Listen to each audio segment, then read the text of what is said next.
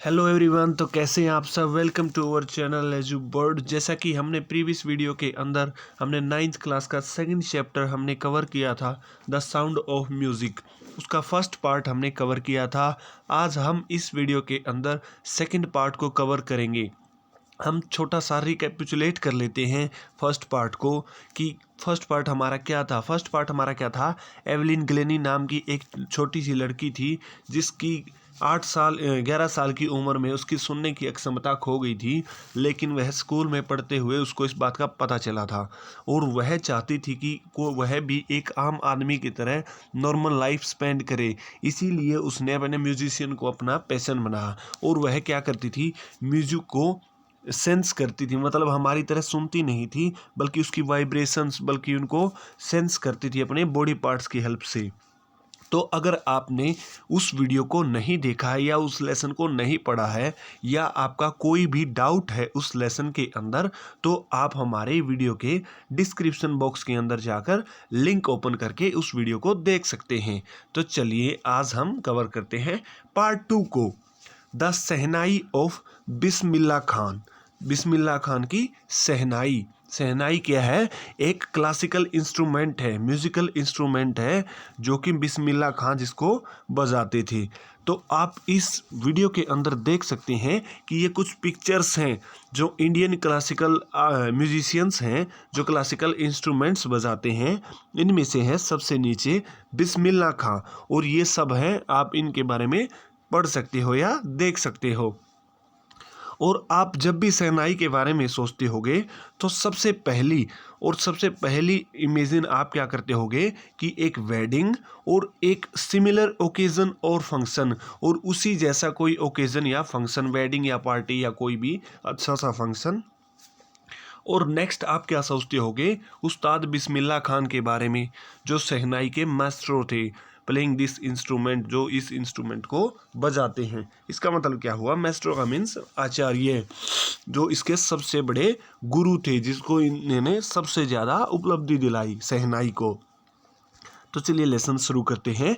Emperor Aurangzeb उन्होंने band किया musical instrument पुंगी, जो कि म्यूजिकल इंस्ट्रूमेंट था पुंगी, उसको रॉयल रेजिडेंस मतलब शाही दरबार में बजाने को बैन कर दिया। औरंगजेब ने पुंगी को बैन कर दिया था, शाही दरबार में नहीं बजाया जाए। It had a shrill unpleasant sound, और उसकी क्या थी, एक श्रिल तीखी अनप्लीजेंट साउंड थी जो कि अच्छी नहीं लगती थी उसको। और pungi became the generic name for reeded noise makers, और पुंगी क्या बन गया था, एक जेनरिक मतलब कॉमन नेम बन गया था रीडिड नॉइज मेकर्स के लिए। मतलब जो रीडिड मतलब इस तरह के वाद्य यंत्र थे। रीडिड क्या होता है, वाइंड इंस्ट्रूमेंट्स, जो मुंह से हवा फूंक के बजाए जाते थे, उन सभी यंत्रों के लिए पुंगी को कॉमन नेम दे दिया गया था। और कुछ का मानना था कि एक दिन ये रिवाइव्ड होगी, मतलब एक दिन दोबारा से ये है यूज में आएगी, दोबारा से ये है बजाई जाएगी। और एक बार्बर था जो कि प्रोफेशनली म्यूजिशियन था, और वह क्या करता था, रॉयल पैलेस मतलब शाही दरबार में आता जाता रहता था। और उसने क्या डिसाइड किया कि वह टोनल, जो उसकी आवाज़, उसकी क्वालिटी है, आवाज़ की साउंड की क्वालिटी है, उसको इम्प्रूव करेगा, किसकी, पुंगी को। तो उसने क्या किया, एक पाइप लिया, किसके साथ, नेचुरल होलो सिस्टम, मतलब नेचुरल उसका होलो सिस्टम क्या था, नेचुरल, उसके अंदर नेचुरली होल्स थे।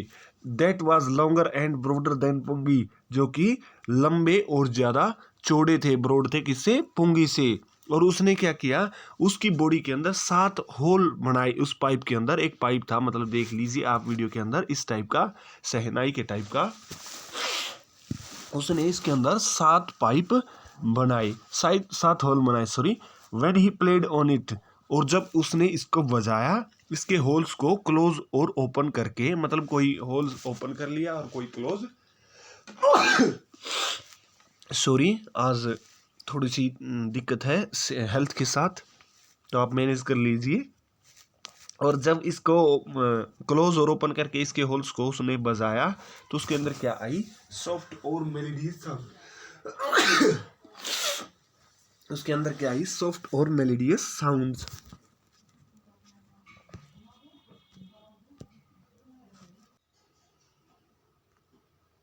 और जब उसने इस इंस्ट्रूमेंट को बजाया, उसके होल्स को ओपन और क्लोज करके, तो उसकी साउंड्स कैसी आई? मेलोडियस, काफ़ी प्यारी और अच्छी थी।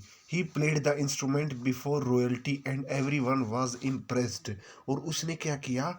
रॉयल्टी मतलब शाही दरबार में उस इंस्ट्रूमेंट को बजाया और हर कोई उसकी इस आवाज़ से इम्प्रेस हुआ। और वह इंस्ट्रूमेंट काफ़ी डिफरेंट था पुंगी से, और जिसको नया नाम दिया गया शहनाई। एज द स्टोरी गोज, और जैसे कहानी की शुरुआत होती है, यह पहली बार बजाया गया था शाह चैम्पर, मतलब औरंगजेब बहादुर बादशाह था उस समय भारत का, तो उसे क्या बोलते हैं? शाह। तो शाह के चैम्बर में यह जब पहली बार बजाई गई थी, किसके द्वारा? एक नाई के द्वारा। नाई क्या? बार्बर के द्वारा। तो इस इंस्ट्रूमेंट का नाम क्या रखा गया? शहनाई। मतलब शाह के चैम्बर में नाई के द्वारा बजाई गई, तो इसका नाम रखा गया शहनाई। तो आप ये पिक्चर्स देख सकते हैं, ये है पुंगी और ये है शहनाई। तो उन्होंने, इस बार्बर ने इसका डिस्कवरी की थी, इसकी शहनाई की डिस्कवरी की थी, इसकी इन्वेंशन किया था। The sound of the shehnai began to be considered auspicious. और जो साउंड थी शहनाई की, उसको माना जाने लगा ऑस्पिशियस। ऑस्पिशियस क्या होता है? सौभाग्य, शगुनी। और इसीलिए आज भी यह बजाई जाती है टेम्पल्स के अंदर। और यह कंपोनेंट है नॉर्थ इंडियन वेडिंग का इंडिस्पेंसेबल। इंडिस्पेंसेबल मतलब यह काम तो इसके बिना नहीं हो सकता। मतलब नॉर्थ इंडियन वेडिंग में तो शादियों में पक्का बजती है शहनाई। और पास्ट में शहनाई को, शहनाई क्या थी? नौबत का, नौबत क्या थी? पार्ट थी नौबत की। और नौबत क्या थी? एक traditional assemble of 9 instruments found at royal courts. और मतलब 9 शाही दरबार में 9 इंस्ट्रूमेंटों का समूह, उसका क्या थी? हिस्सा थी शहनाई। Till recently, it was used only in temples and weddings. The credit for bringing this instrument onto the classical stage goes to Bismillah Khan, उस्ताद बिस्मिल्लाह खान। और जब तक यह क्या थी? मंदिरों और शादियों में बजाई जाती थी। और इसका क्रेडिट, इसका श्रेय क्लासिकल स्टेज के ऊपर इस इंस्ट्रूमेंट को लाने का श्रेय किसको जाता है? बिस्मिल्लाह खान को, उस्ताद बिस्मिल्लाह खान को। क्लासिकल स्टेज का मतलब क्या हुआ? शास्त्रीय मंच, मतलब जो शास्त्रीय संगीत होते हैं उसके अंदर शहनाई को लाने का श्रेय किसको जाता है? बिस्मिल्लाह खान को, उस्ताद बिस्मिल्लाह खान को।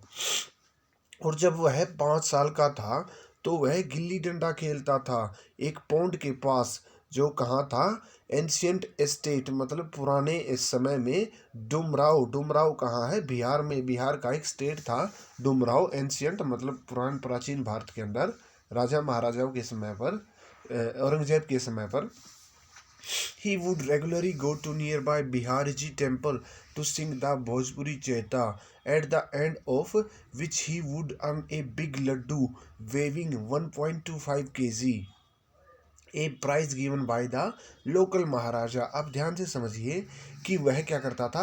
रेगुलरली आसपास के, वह क्या था? एक बिहारजी टेम्पल था, वहाँ पर जाता था और वहाँ पर भोजपुरी सॉन्ग चैता, चैता एक सॉन्ग होता है जो चैत माह के बारे में गाया जाता है। और उसके अंत में उसको एक बड़ा सा लड्डू मिलता, ये 1.25 किलो का लड्डू। वह एक प्राइज के रूप में वह किसके द्वारा दिया जाता था? लोकल वहाँ के महाराजा के द्वारा। और ऐसा 80 साल पहले की बात है, जब वह छोटा था, 80 साल पहले की बात है।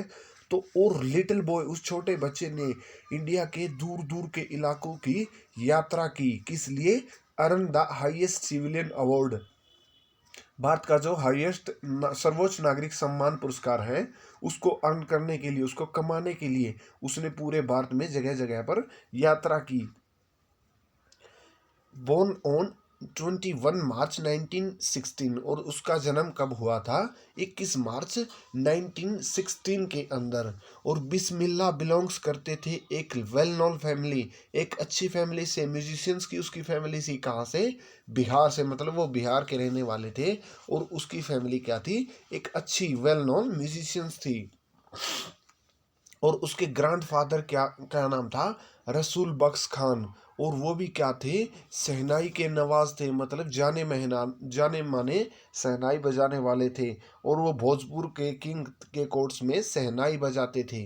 और उसके फादर कौन थे, पैगंबर बख्श, उसके फादर का क्या नाम था, पैगंबर बख्श।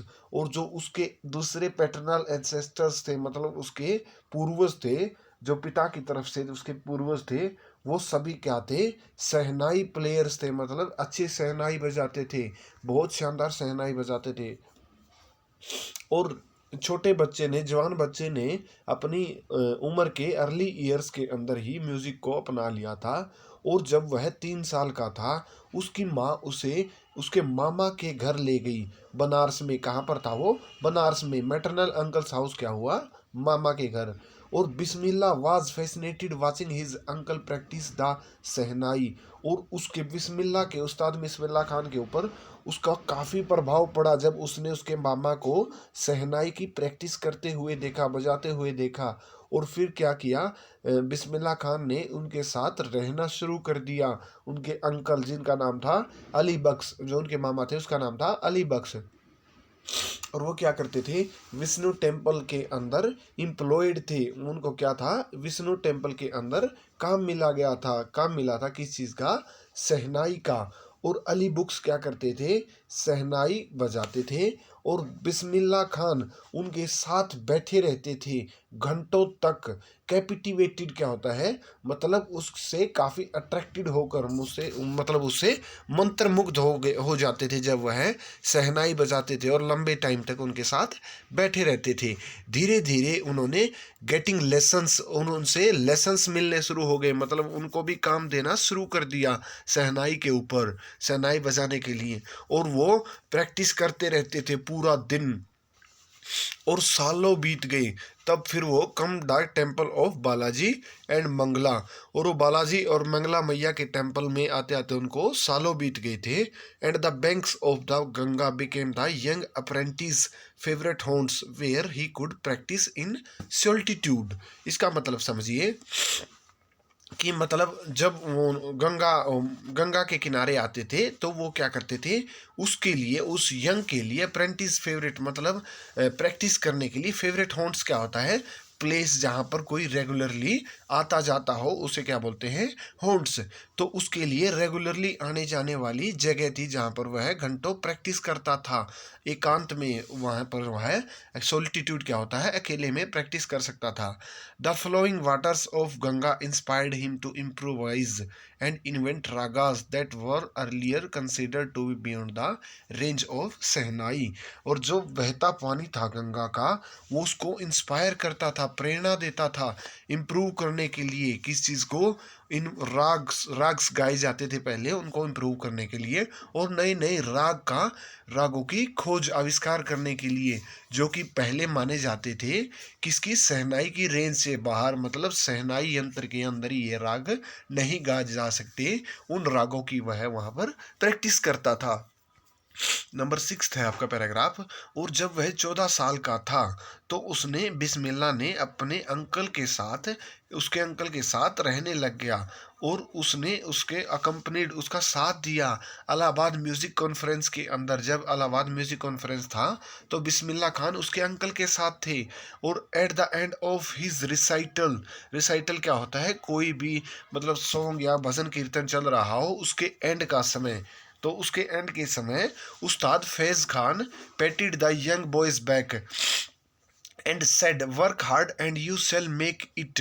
मतलब क्या किया, उस साथ जो फैज खान थे, उसके रिसाइटल के एंड में, रिसाइटल क्या होता है, भजन कीर्तन या कोई भी मतलब सॉन्ग या कविता, उसके एंड में फैजल खान ने उसकी पीठ थपथपाई और उनसे कहा कि कड़ी मेहनत करो, तुम बहुत अच्छा कर लोगे इसके अंदर। और with the opening of All India Radio in Lucknow in 1938 came Bismillah's his big break. और मतलब क्या हुआ, जब 1938 में ऑल इंडिया रेडियो की ओपनिंग हुई लखनऊ के, पहली बार लखनऊ में ऑल इंडिया का 1938 में इंडिया में खोला गया, तो वह बिस्मिल्लाह की ज़िंदगी में बड़ा ब्रेक साबित हुआ। He soon became an often heard shehnai played on radio. और वह क्या थे, जल्द ही ज़्यादातर बिस्मिल्लाह खान जल्द ही रेडियो के ऊपर शहनाई बजाते हुए सुने जाते थे, मतलब लोग उसकी शहनाई सुनते थे रेडियो के ऊपर। नंबर 7, और जब इंडिया को इंडिपेंडेंस मिली 15 अगस्त 1947 के अंदर, तो बिस्मिल्लाह खान फर्स्ट इंडियन थे to greet the nation with his shehnai. उन्होंने अभिनंदन किया था इंडिया का अपनी शहनाई के साथ। और ही poured his heart out into राग काफ़ी, और उन्होंने राग काफ़ी के अंदर मतलब बिल्कुल डूब के उसके अंदर उसको गाया था, उसका इंस्ट्रूमेंट को यूज़ किया था। फ्रॉम द रेड फोर्ट के ऊपर टू एन ऑडियंस, और दर्शकों के सामने, जिसके अंदर कौन कौन थे आपके, पंडित जवाहरलाल नेहरू, जिन्होंने बाद में फेमस स्पीच दिया था जिसका नाम है tourist with destiny. Nehru ji ने जो स्पीच दिया था 1947 को, 15 अगस्त 1947 को, उस स्पीच का क्या नाम रखा गया है, ट्रिस्ट विद डेस्टिनी। अब जानते हैं number 8, Bismillah Khan has given many memorable performances both in India and abroad. Bismillah Khan ने बहुत सारी यादगार परफॉर्मेंसेस दी इंडिया और अब्रोड, दूसरे देशों में। उसकी पहली ट्रिप कहाँ थी, अब्रोड में कहाँ थी, अफगानिस्तान में, जहाँ पर किंग जाहिर शाह, जहाँ का राजा किंग जाहिर शाह था, वो काफ़ी अट्रैक्ट हुआ था। वाज सो टेकन इन का मतलब क्या होता है, टेकन इन बाय का मतलब क्या होता है, किसी चीज़ से अट्रैक्ट होना या किसी से काफ़ी चार्म्ड, खुश होना। तो क्या हुआ, इस माइस्ट्रो से, माइस्ट्रो मतलब इस आचार्य से, इस जो शहनाई के मास्टर थे, उनसे काफ़ी प्रभावित हुआ, और उन्होंने गिफ्ट किए उनको प्राइसलेस अमूल्य पर्शियन फारसी कारपेट्स, मतलब कारपेट्स उनको गिफ्ट में दिए। और दूसरे सोवनीर्स क्या होते हैं, कुछ चीज़ें जो किसी प्लेस या जगह की काफ़ी स्पेशल होती है, उसकी यादगार में किसी पर्सन या इवेंट को जो गिफ्ट या मतलब सम्मान दिया जाता है, उसको क्या बोलते हैं, सोवनीर्स।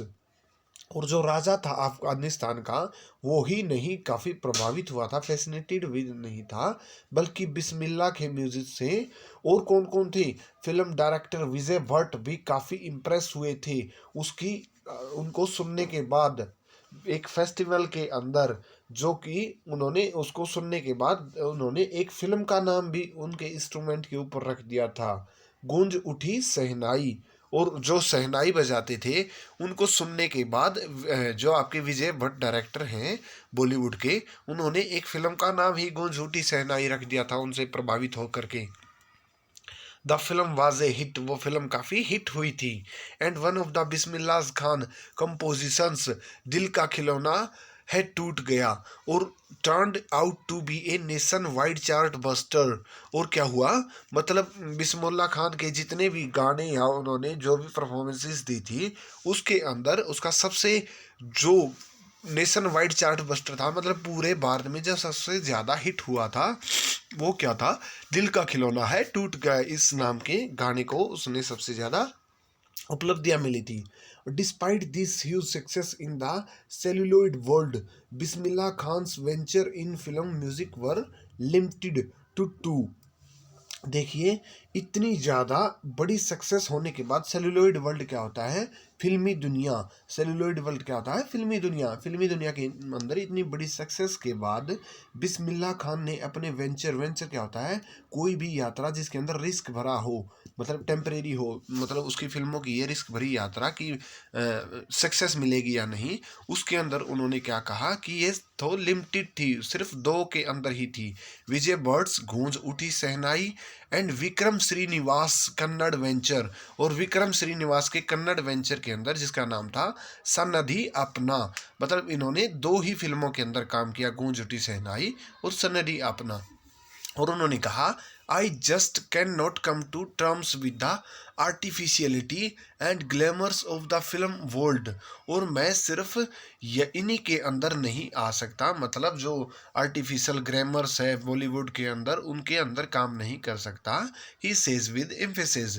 और उसने बड़े जोर से कहा, मतलब काफ़ी प्रभावित होकर के दिल से यह बात की कि ये तो सिर्फ फिल्मी दुनिया की आर्टिफिशियल दुनिया है, असली संगीत तो मैं खुद ही गाता हूँ।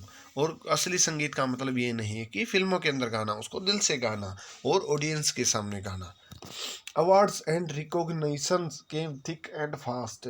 Bismillah Khan became the first Indian to be invited to perform at the prestigious Lincoln Center Hall in the United States of America।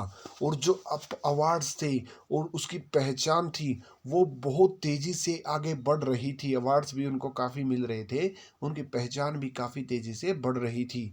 और बिस्मिल्लाह खान पहले ऐसे इंडियन थे जिनको इनवाइट किया गया था प्रीस्टिजियस लिकोनन सेंट्रल हॉल, जो कि आपका यूएसए के अंदर है। और उन्होंने वर्ल्ड एक्सपोजिशन इन मॉन्ट्रियल, मॉन्ट्रियल के अंदर जो वर्ल्ड एक्सपोजिशन हुआ था उसके अंदर भी पार्ट की लिया था। और in the Cannes art festival, और जो आर्ट फेस्टिवल हुआ था केन्स के अंदर उसके अंदर भी, और ओसाका ट्रेड फेयर के अंदर भी। मतलब दुनिया के अलग अलग हिस्सों में इतने जो मोस्ट इम्पोर्टेंट इवेंट्स थे उनके अंदर उन्होंने हिस्सा लिया था और काफ़ी जान पहचान और काफ़ी नाम बनाया था उन्होंने इंटरनेशनली। मतलब पूरी दुनिया में अंतर्राष्ट्रीय सतह पर काफ़ी नाम बना लिया था। That an auditorium in Tehran was named after him. और इतने नाम बनाने के बावजूद एक ऑडिटोरियम का नाम भी है तेहरान में, जो कि उस्ताद बिस्मिल्लाह खान के नाम पर पड़ा है, जिसका नाम है ताहिर मोसिक्यू उस्ताद बिस्मिल्लाह खान। और उस ऑडिटोरियम का नाम क्या रख दिया गया? ताहिर मोसिक्यू उस्ताद बिस्मिल्लाह खान। मतलब इतने मशहूर हो गए थे ये। नेशनल अवार्ड्स जैसे कि पद्म श्री, पद्म भूषण और पद्म विभूषण ये भी उनको दिए गए थे, उनके सम्मान में उनको दिए गए थे। और भारत का सर्वोच्च नागरिक सम्मान भारत रत्न भी उनको दिया गया था। और 2001 में उस्ताद बिस्मिल्लाह खान को जब अवार्ड दिया गया, इंडिया के हाईएस्ट सिविलियन अवार्ड सर्वोच्च नागरिक पुरस्कार से, जो कि भारत रत्न है, with the coveted award. Coveted क्या होता है? मच डिजायर्ड, जिसकी बहुत ज़्यादा इच्छा थी उनको उस अवार्ड की। जब उनको अवार्ड से नवाजा गया तो उनको वो अपनी चेस्ट के ऊपर रखकर, और आइज ग्लिटिंग मतलब उनकी आंखें चमक रही थी, विद रेयर हैप्पीनेस उन बहुत कम मिलने वाली खुशी से। और उन्होंने कहा आई वुड लाइक टू से इज, अब जो मैं कहना चाहूँगा, जो मुझे कहना पसंद है, टीच यूर चिल्ड्रन म्यूजिक, अपने बच्चों को म्यूजिक सिखाओ। And this is Hindustan richest tradition, और यह हिंदुस्तान का सबसे रिच मतलब सबसे शानदार ट्रेडिशन है, कल्चर है, धारणाएं हैं। Even the west is now coming to learn our music, और जो वेस्ट के लोग हैं, पश्चिमी सभ्यता के लोग हैं, वो भी हमारा म्यूजिक सुनने के लिए आ रहे हैं। और इतनी जगहों पर ट्रैवल करने के बावजूद वह खान साहब काफ़ी फॉन्ड थे। ऐसा कहते थे कि वह पूरी तरह से बनारस और डुमराव के बारे में सोचते रहते थे। जो उन जहाँ पर उनका बचपन बीता था उन जगहों को वो काफ़ी पसंद करते थे, उनकी उन्हें लालसा रहती थी वहाँ पर रहने के लिए। They remain for him the most wonderful town of the world, और वे उनके लिए हमेशा ही मोस्ट वंडरफुल टाउन्स रहे दुनिया के।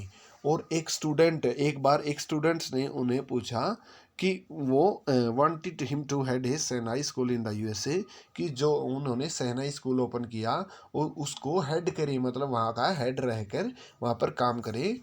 एक स्टूडेंट ने उनसे पूछा और उसके स्टूडेंट ने प्रॉमिस किया कि वहाँ पर रिक्रिएट करेंगे एटमॉस्फेयर बिल्कुल बनारस जैसा ही, और बाय रेप्लिकेटिंग, रेप्लिकेटिंग क्या होता है? बिल्कुल हूबहू नकल बना देंगे टेम्पल्स की वहाँ पर यूएसए के अंदर। मतलब बनारस के जो टेम्पल है और जो वहाँ का एटमॉस्फेयर है बिल्कुल वैसा ही एटमॉस्फेयर वो रिक्रिएट कर देंगे।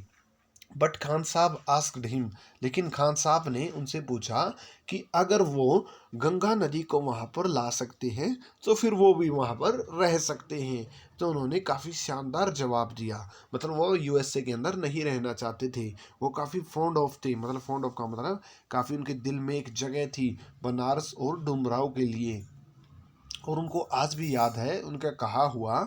इसीलिए जब भी वो फॉरेन कंट्री में होते हैं तो वो हिंदुस्तान के बारे में हिंदुस्तान जाने के लिए सोचते रहते हैं। और जब वो मुंबई में होते हैं तो वो बनारस के बारे में सोचते रहते हैं और गंगा नदी के पवित्र जो हमारी धार्मिक नदी है गंगा उसके बारे में सोचते रहते हैं।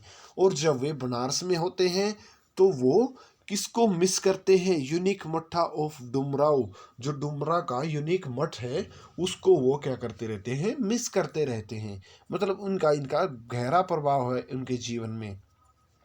अब देखिए शेखर गुप्ता एक बार उनसे पूछते हैं जब पार्टीशन हैपन, जब पार्टीशन हुआ, देश का अलगाव हुआ, भारत पाकिस्तान अलगा हुआ, तो did not you and your family think of moving to Pakistan?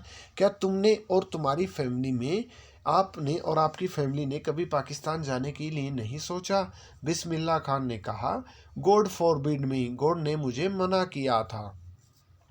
Leave Banaras, Banaras को छोड़ने के लिए। नेवर, कभी नहीं। आई वेंट टू पाकिस्तान, और मैं सिर्फ एक बार पाकिस्तान गया था। आई क्रॉस द बॉर्डर, मैंने सिर्फ एक बार सरहदें लांघी थी। जस्ट टू से, बस कहने के लिए। I have been to Pakistan, मैं एक बार कहने के लिए, कुछ कहने के लिए पाकिस्तान गया था। I was there for about an hour, मैं सिर्फ 1 घंटा वहाँ रहा था। I said namaskar to the Pakistanis, मैंने पाकिस्तानियों को नमस्कार कहा। And salaam alaikum to the Indians, और इंडियंस लोगों को सलाम अलैकुम कहा। मतलब वो धर्मों के अंदर भेदभाव नहीं करते थे, सभी धर्मों को मानते थे। I had a good laugh, और वह जोर से हंसे थे। अक्टूबर 2005 की बात है।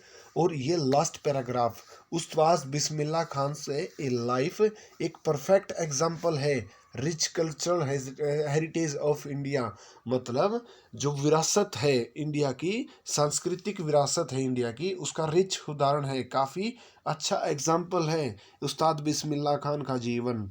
और one that effortlessly accepts that a devout Muslim like him can very naturally play the Sehnai every morning at the Kashi Vishwanath temple. और वे उनमें से एक हैं जो बिना एफर्टलेसली, बिना किसी परेशानी के उन्होंने एक्सेप्ट किया था। वो किसके अंदर? काशी विश्वनाथ मंदिर के अंदर बिल्कुल प्राकृतिक रूप से शहनाई को बजाना। मतलब एक डिवोट मुस्लिम होते हुए भी उन्होंने एफर्टलेसली, बिना किसी परेशानी के, हमारे हिंदू मंदिरों के अंदर हर रोज़ सुबह शहनाई बजाने को एक्सेप्ट किया था। मतलब वो धर्मों के बीच भेदभाव नहीं मानते थे। फिर क्या हुआ? उस्ताद बिस्मिल्लाह खान की डेथ हो गई कब? 21 अगस्त 2006 को। और इनकी एज कितनी थी तब? 90। और एक काफ़ी लंबी बीमारी के बाद इनकी डेथ हो गई थी। और इनको एक दिन के लिए गवर्नमेंट ने इनके स्टेट फ्यूनरल, मतलब राज्य को स्टेट फ्यूनरल हुआ था इनका, काफ़ी, मतलब पूरे स्टेट के लोग वहाँ पर इनके दाह संस्कार में आए हुए थे। और एक दिन के लिए छुट्टी भी, नेशनल छुट्टी भी हुई थी इनके डेथ के ऊपर। तो यह काफ़ी इंटरेस्टिंग लेसन था जो कि बिस्मिल्लाह खान के जीवन के बारे में था, उसके हिस्टोरिकल इवेंट्स थे जो उनके, और जो उनके लाइफ के मोमेंट्स थे उनके बारे में था। तो वीडियो आपको कैसी लगी?